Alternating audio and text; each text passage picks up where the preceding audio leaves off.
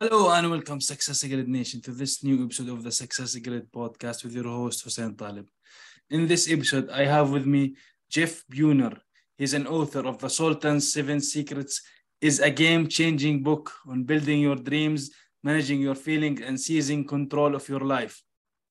Jeff is a world expert on the writings of the richest man that ever walked earth, Sultan Musa of Mali. This is going to be an amazing story for you to learn how you can cultivate these kind of things that are from the old ages, I guess. So, Jeff, welcome to the Success Secret podcast. Hey, thank you. And thank you for having me on. Awesome to have you here, Jeff, here today. So, Jeff, first of all, I want us to give us some kind of insight first about who you are and something that we might not know about you first. Well, I'm just a normal guy. I've enjoyed a magical life that started out maybe a little less than magical, which I think a lot of your listeners can relate to. I grew up in a small town, did small town things, worked hard, rodeoed, played all the sports, everything that was expected of me, and really had a relatively good life until I had to be financially responsible for a family and a wife and little kids. And then that's when I felt some incredible frustration, even fear. Wow. Why do that? Because it's kind of a responsibility to care for other people. It's not just you, right? Yes, but it goes deeper than that. I grew up in a small town. I had some core subconscious deep beliefs that you could only make your money honorably by working hard for it.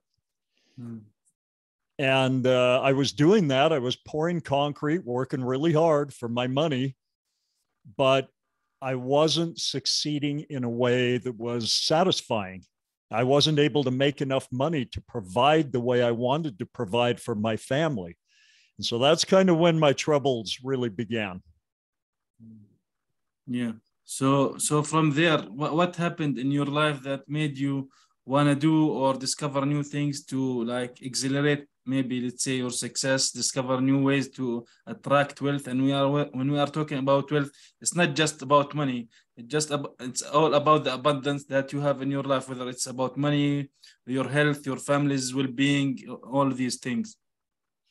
Yeah, that's a really wise statement you just made, because one of the things that was really eating at me was I didn't have any free time.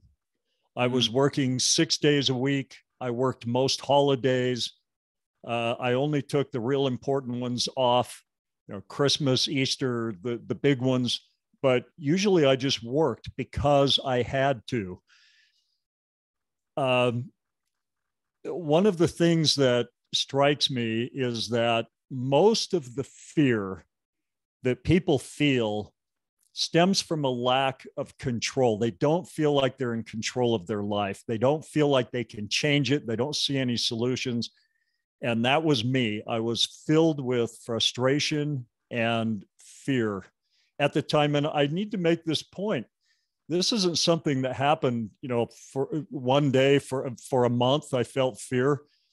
This had gone on for year after year after year, 4, 5, 6 years of just feeling trapped in this job of being a concrete contractor and not knowing how to get out. In fact, I couldn't afford to quit. I couldn't afford to go do something else or try something else, because I had allowed myself to get in that position where I was kind of robbing Peter to pay Paul. But in the concrete business, you're trying to complete one job so you can get paid for it, but then you're paying the concrete bill 2 or 3 jobs back. So I was so trapped and just unable to see how I could have a happy life. Yeah, it's like we are all, as a human, sometimes we have these kind of things that we have to do because we actually have to do it. Like you mentioned, you have to have money basically to put on the table because you don't know what actually the future holds. This is one of the things that we fear, because we fear if we, for example, quit the job or whatever we did, it might be the wrong decision to make, because the future is the future and we don't know what it's holding, right, for us. That's right. Yeah, Yeah. exactly. So this book that you wrote, The Sultan's Seven Secrets, how did you discover this Musa, Sultan of Mali, and what's the story of this richest man that ever existed? He was, I think, even richer than today's Elon Musk, Jeff Bezos, Bill Gates, and these guys. So maybe they would be small guys compared to him. So. Well, I had never heard of him up to the age of 33, which is shocking because, as you said, he was the wealthiest man to ever walk the earth. He was richer, just to put this in perspective, than Elon Musk and Jeff Bezos combined. So this was no small potatoes guy.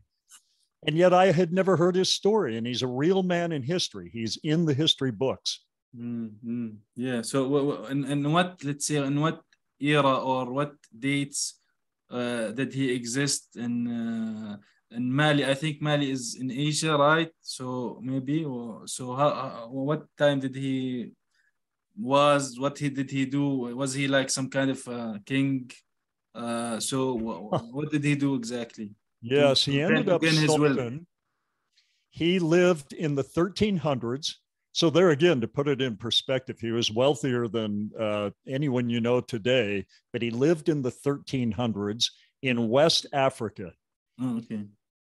And he didn't start out very well. He was very poor. His father died when he was a very young boy. And that condemned him and his mother to incredible poverty, the kind of poverty that's really hard to understand. His mother couldn't feed him. I mean, she could feed him a meal here and a meal there, but she couldn't feed him enough to keep him alive.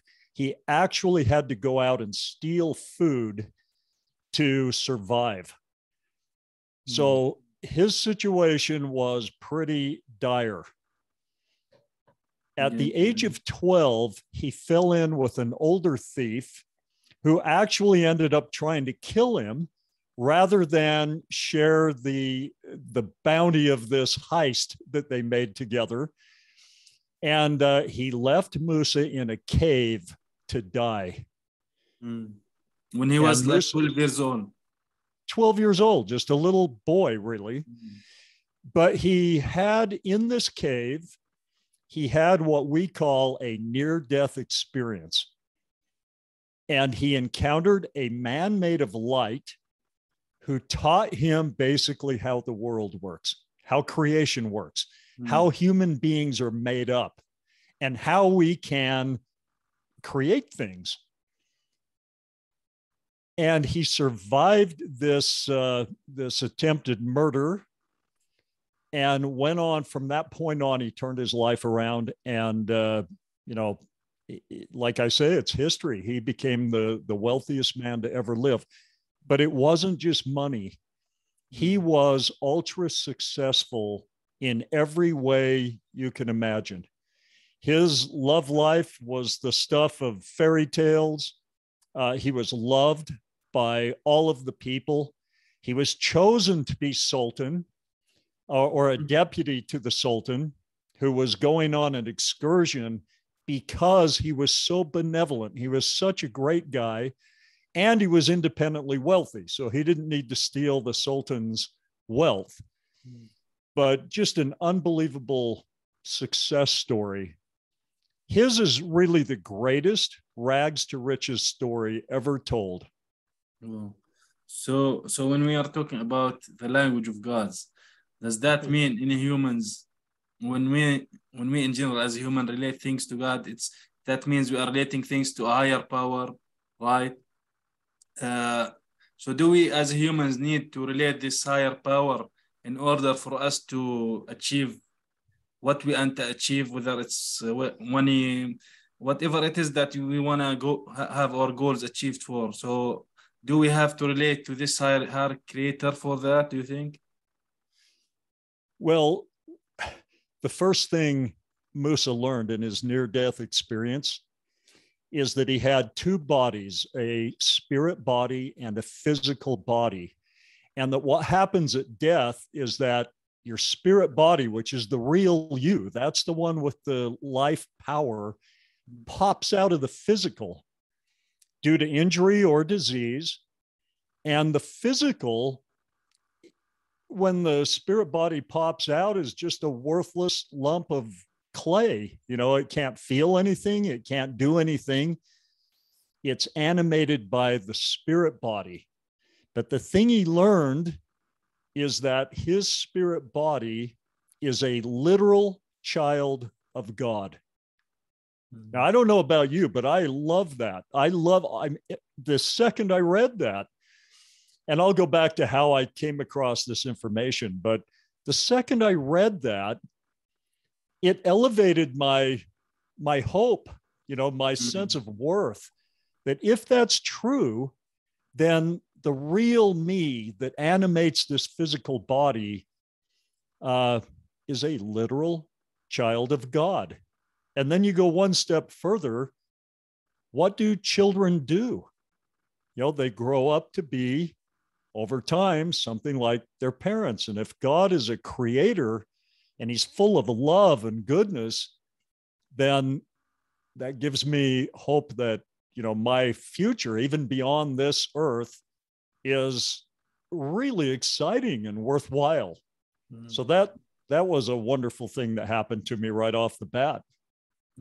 So awesome. So can you expand on this one? Because like when you talk about, for example, us being like two as humans, like we are spiritual beings and we have a physical body and we have our minds, which actually separates us from, for example, animals. So we have the freedom of choice. This is what separates humans as being, right? So do you think people who are struggling, for example, are they making the wrong choices maybe? Or what is it, do you think? Well, it's hard to judge anyone. And I'm going back to where I was. You know, I was the sum total of my subconscious beliefs. But you got to go back to, you know, think about the day you're born. You are told who you are. You're told what group you belong to. You're told what to believe. You're told, hey, in this group, we see it this way. We think this, we believe that. And it's enforced. You know, so by the time you're, say, 30, you have all these deeply ingrained subconscious beliefs that you function based on. You know, that's your core. It's how you feel about everything and you act on your feelings. So it's hard to judge anybody. And that's what I was doing. I was just going off my core beliefs. And one of those was, you know, you have to work hard for your money.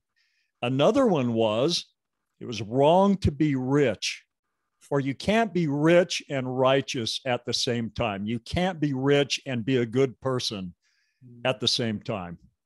And what's funny, people, you know, laugh at this, but as a small town boy, we bragged about how hard we worked, and we actually looked down upon rich people. You know, you'd think it'd be the other way around, but we thought of ourselves as better than these rich people because we worked hard and knew how to work hard. But by the time I was 33, you know, that had grown old. I wasn't able to make the money I wanted to make and have the lifestyle I wanted to make, and I had no free time. And it'd been going on so long that, you know, what happened is I did something that I knew was wrong, but it turned out to be a real blessing. I was working for this elegant couple, this man and woman. They were older, probably my age, you know, now that I am now, but I thought of them as ancient kind of old people, but they had so much life. They were beautiful people, and they were so friendly and open to us. And they were obviously very wealthy.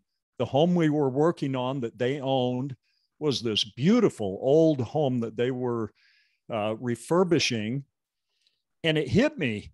These people have and are everything I want to be, but I could see no way to get there. It's like you mentioned, it's like we look at hard work, that we will reach there by hard work, but actually sometimes, like at certain point, like you did in your life, you looked at it and discovered that it's not just about hard work. You have to look at certain areas, certain things, to see different perspective from relating to us as humans, whether it's related to our spirituality, related to our mind, combining things together, having to put maybe things in a place, not just to work like 6-7 days a week and just only work, and there you will have, and you will not discover any opportunities. Also, if you keep working the same job that you are working, so there will be no opportunities there, I guess.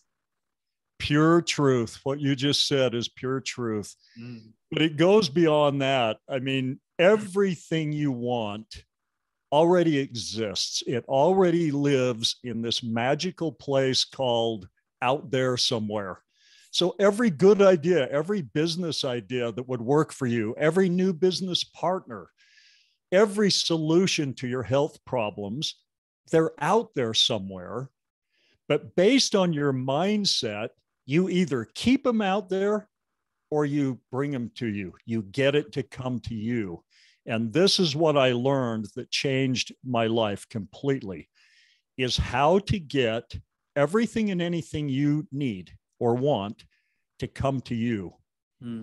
So success is something, it's not something that you become, it's something that you attract by becoming an attractive person. Well, it's even deeper than that. It's all based on these subconscious beliefs and feelings that you emit. And I'll give you a quick example.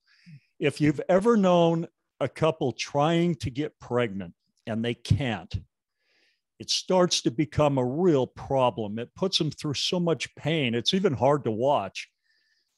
But oftentimes they try, they spend all this money, and then they give up one day and they decide that they can't have a biological baby and they decide to adopt. Well, what happens more often than not, the second they adopt a baby? Boom, she's pregnant.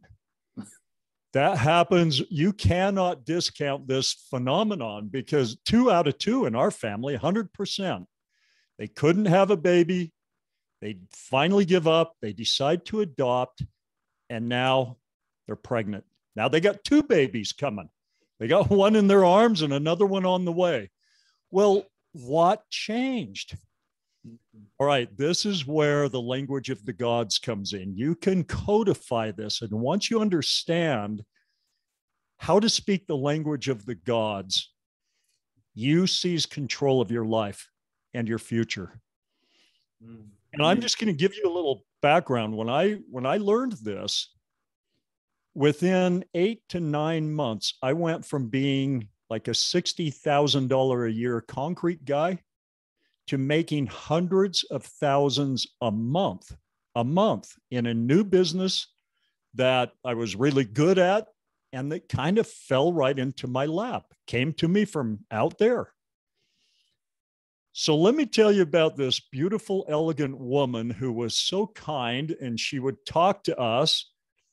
And I started out just talking about, hey, you have everything I want to be. You are what I want to be, you and your husband. But it devolved into complaining. I started to bellyache about my situation, how hard I worked, how I could never get ahead, how I could never have anything like you have. And right in the middle of that, she just turned around and walked away like she didn't want to hear it. Yeah. It's like when we talk about ourselves, like we can advance in life, we can get more out. This talk to ourselves is not something that we should ever do. So Yeah, imagine other people hearing that. So no. especially successful people, they don't want to hear that crap, you know? But she came back a few minutes later and placed a manuscript in my hands. Now, this manuscript told the story of Sultan Musa of Mali. It actually contained, it was a translation of two parchments.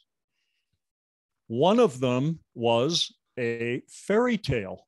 In fact, a fairy tale that Musa wrote that was so compelling that a couple hundred years later, almost everyone on earth knows it and is familiar with it. So just think about that, writing a fairy tale that, given time, becomes so popular that everybody knows about it. And this is the fairy tale, Aladdin and the Magic Lamp. So the guy that published it, Antoine Gallant, he was honest. He didn't write that. He got two parchments from a Syrian fisherman. One was the fairy tale. The other one was a complete interpretation of the fairy tale. And it also had a tutorial on how to speak something called the language of the gods. The manuscript I got had both the fairy tale and the second parchment. So imagine me that night reading all of the teachings from the man made of light that allowed Musa, as a poverty-stricken street urchin, to become the wealthiest man to ever live. And I come across this language of the gods. And there it is right in front of me in black and white. Speak this language of the gods, and the world obeys your commands. It just does. And there's a tutorial on how to do it.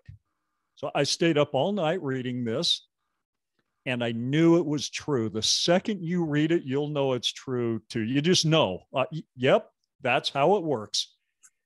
But it goes against our training. It goes against the things we've learned, like, hey, if you want to succeed, just go to work really hard, figure it out, put your nose to the grindstone. Well, that's not the best way to do it at all. Exactly. Yeah. So like you mentioned things like you were talking about yourself, that you can do it and these kind of things. This negative self-talk is not really that good, and this gets engraved in our subconscious mind, right?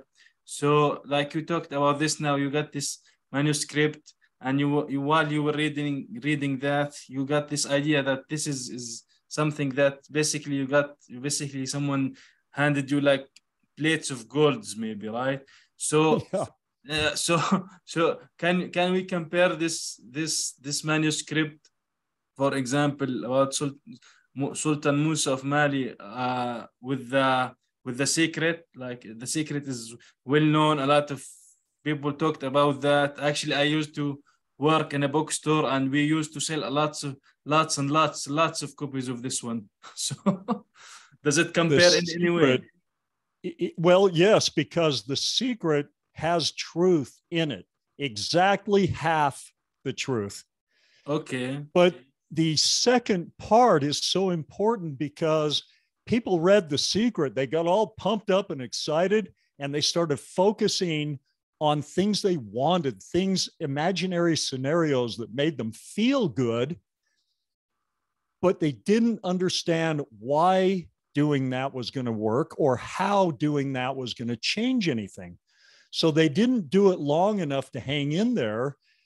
And then they felt that letdown. I still hear from people who say, oh, I did that stuff, I've already done that stuff years ago and it didn't work for me. Well, I'm like, yeah, because you did half the equation. The other half is really the most important part. And that was in this manuscript. So let me go back to why he wrote the fairy tale. So he wrote the fairy tale to preserve his own life. And he embedded the secrets to his success the things the man made of light taught him in this fairy tale, the formula, if you will. Yeah. And he had to do that because even sultans can get in big trouble if you start sounding crazy.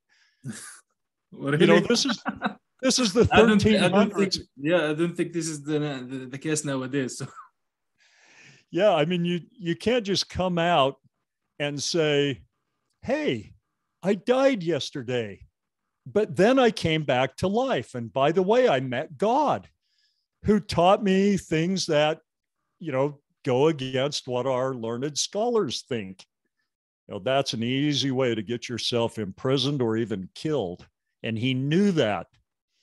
But he was a benevolent man. He wanted to teach these secrets to everybody. So he used the fairy tale as a way to tell a story and then start teaching these concepts. And if anyone called him out, if anybody started getting him in trouble, he'd say, hey, relax, it's just a great story. But it was more than that. He taught these principles. So let's go back to the fairy tale, Aladdin and the magic lamp. And I'm going to interpret this a little bit for you. There are 4 main elements of this story, but I'm going to focus on 3. The first is Aladdin. Well, Aladdin represents you and me, but it's the conscious mind. It's that part of us that we think of as us. Then you have the all-powerful genie that can get you anything you want. Incredibly powerful.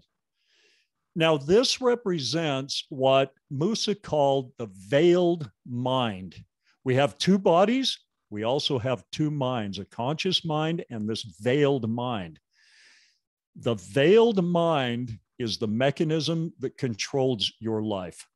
Now, we're all familiar with something called the subconscious mind. So this isn't a real new concept. We can grasp it. But this veiled mind is connected to all wisdom, all knowledge. It's even connected to God. But it will not share that knowledge and wisdom with you until you tell it to, and I'll come to that, but until you tune into the right frequency. But as soon as you do, bam, it gives it to you.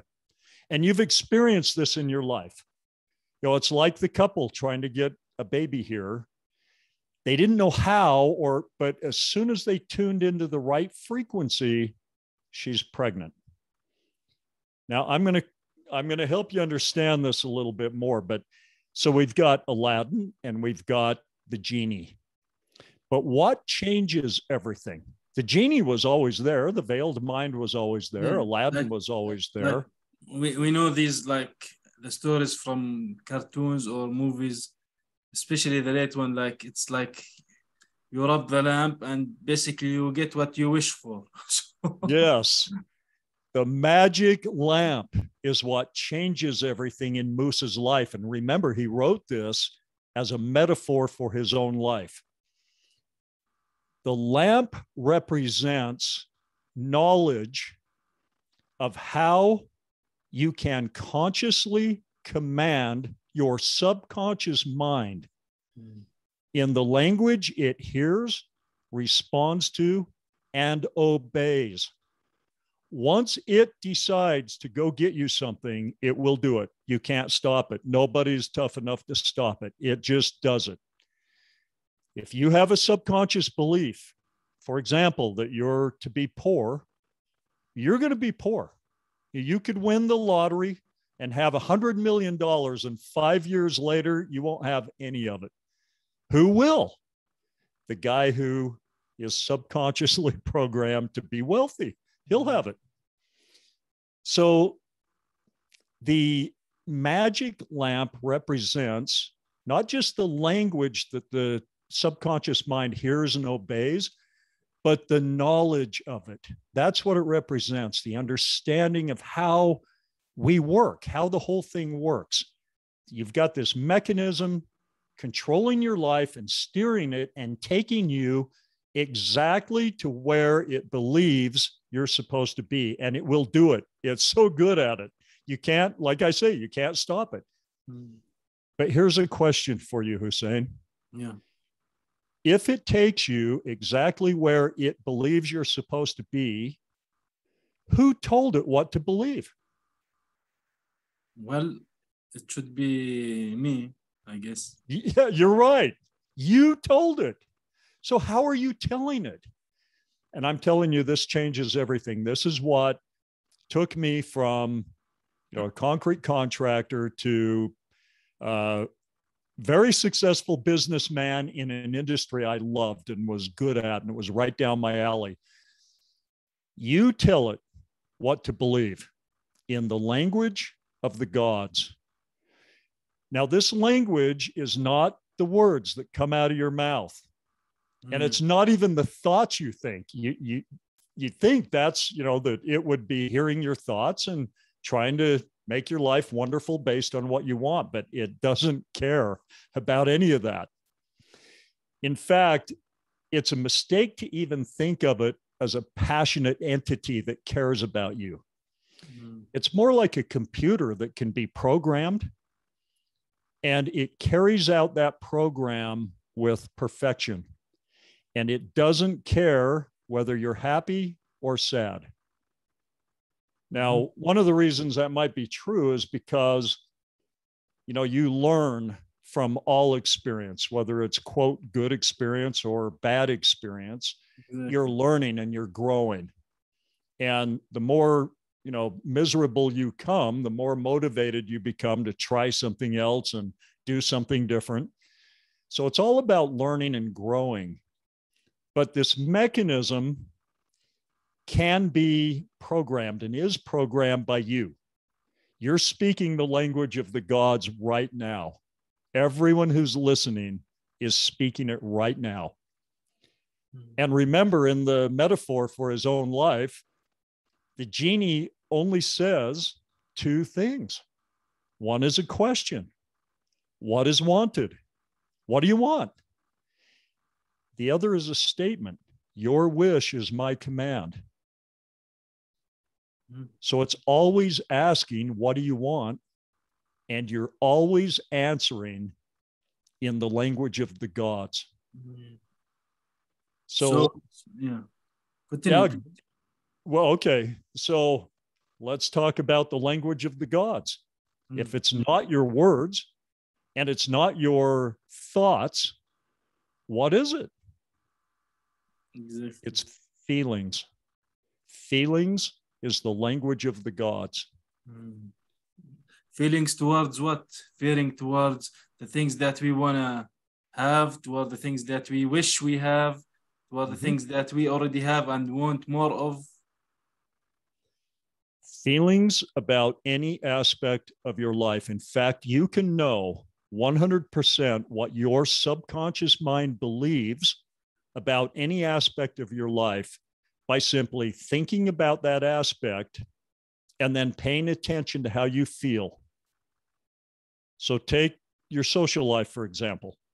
If you think about your friends and how many people you have in your life and whether you get along with people or not, you will instantly feel feelings of either contentment and happiness and thankfulness for all of your great friends and family, or you'll feel discontent, rejection. You'll feel something when you think about that. And whatever you feel, that's what your subconscious mind believes. And remember, whatever it believes, it will make true in your physical realm. So we as humans, we need to, let's say basically, we need to absorb our thoughts into feelings so it can get, let's say, engraved in our minds. So our mind will get things to work automatically for us, because this is what we are as humans, are designed to be, creatures that are goal-oriented organisms, and we can have this based on automatic, not like working hard all the time. Exactly. So it is so automatic that, you wake up every morning thinking about your life, your circumstances, your situation, and you do this habitually. You wake up, if you were to keep track, you think the same thoughts every morning in sequence. It's very habitual. It's all based on your subconscious beliefs. And then as you think about all these situations in your life, you start to feel the exact same feelings you felt yesterday and the day before and the day before. And then your subconscious mind hears these feelings and believes them. It believes every feeling. It never doubts the language of the gods, which is feelings. And whatever it believes, it keeps congruent in your life. So think of this. How do you break this chain? You wake up, you think about, let's say, your low bank account and this tall stack of bills that you can't cover. That makes you feel a certain way. And then your subconscious mind hears those feelings and keeps your life aligned with them because it believes them. Well, how in the world are you ever going to get a better financial situation? This is why it's the same thing over and over again. Well, it's so easy to see in other people how they're keeping their lives congruent with the way they're feeling because they act on their feelings. So if somebody is, mad and surly, then they go out in the world and they act mad. And if you say hi, they just grumble. They don't say hi back. And then, you look at them and you think, well, yeah, people don't treat you very nice because you're not acting very nice to them. And then you believe that people aren't nice. But it's just a vicious circle that goes round and around forever until you change your subconscious beliefs and change how you feel. Yeah, exactly. It's like as humans, we cannot basically love, or you cannot, like you mentioned, you cannot have another partner unless you can't find actually the right partner. For example, unless you love yourself first, then you will find love. It's not like you will find someone to love you first. It's like you have to love yourself first, then that person who loves you, who you are equally, will find you. So yeah, no wiser words were spoken right there. That's the truth. Yeah. If you don't love yourself, somebody can come along who does love you, but you won't believe it. And you'll always be suspicious, you'll be jealous, and you will wreck that relationship over time. Yeah, exactly. And yet, if you love yourself, someone could come along who isn't the greatest person on earth, but you will train them to treat you right because you love yourself and will not allow anybody to mistreat you. You just won't allow it because you see yourself a certain way. And people will fall in line. You know this. I mean, people walk out into the world.